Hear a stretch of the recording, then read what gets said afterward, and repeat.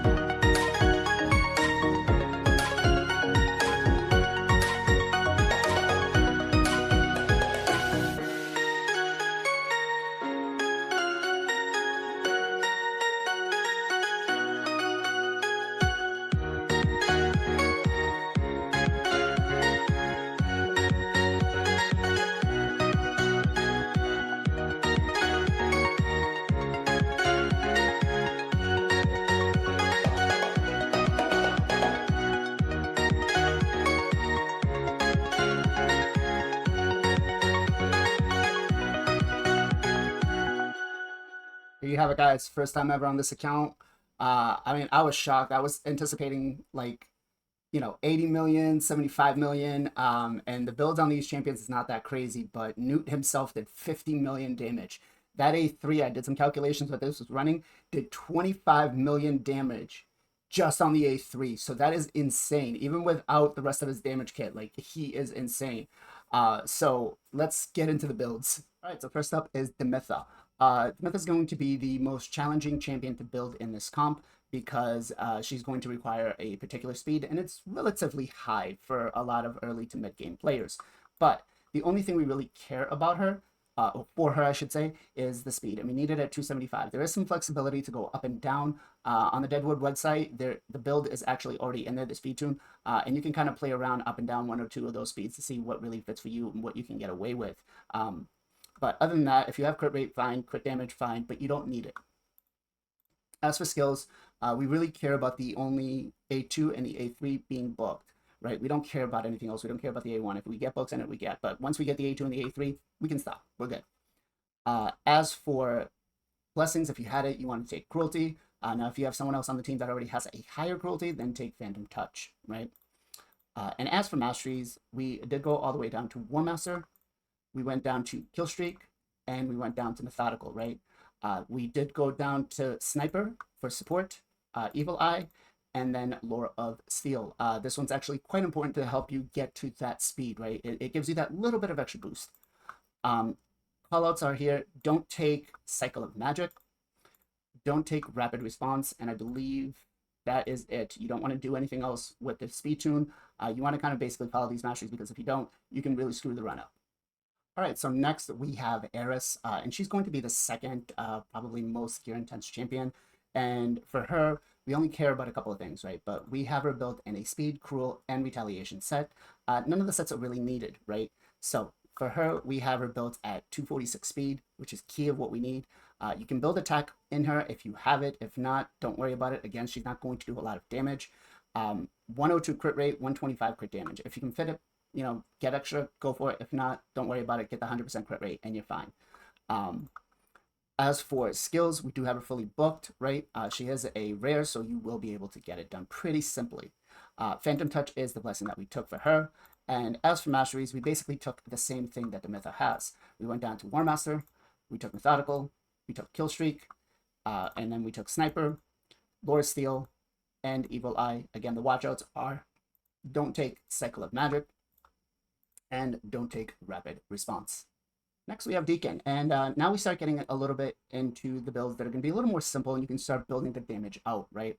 So Deacon is currently in a Stone Skin and Protection set. Again, the sets are not needed, right? Whatsoever, we don't really care about sets. It's stats over sets. Now, for Deacon, if you can fit attack, go for it. If not, don't worry about it. 185 speed, right? 101 crit rate, 216 crit damage. So we're really building him for that damage, right?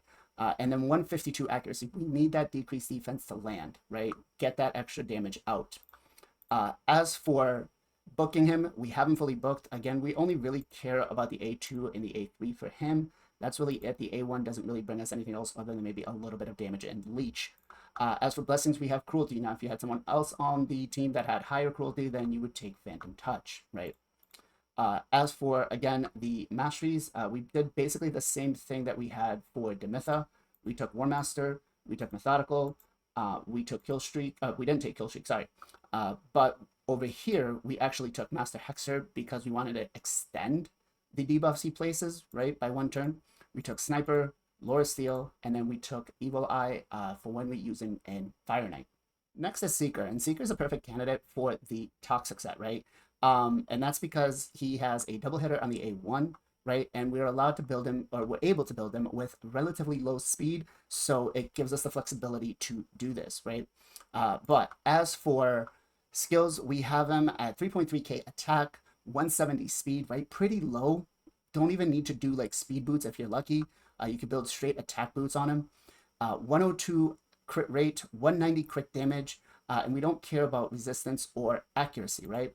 As for skills, we do have him fully booked. You really only care about booking the A2. Once you get 2 books in that, call it quits, move on, that's it. The A1 doesn't really matter unless you're going to use them in like hard mode Doom Tower for Magma Dragon, but that's really much about it.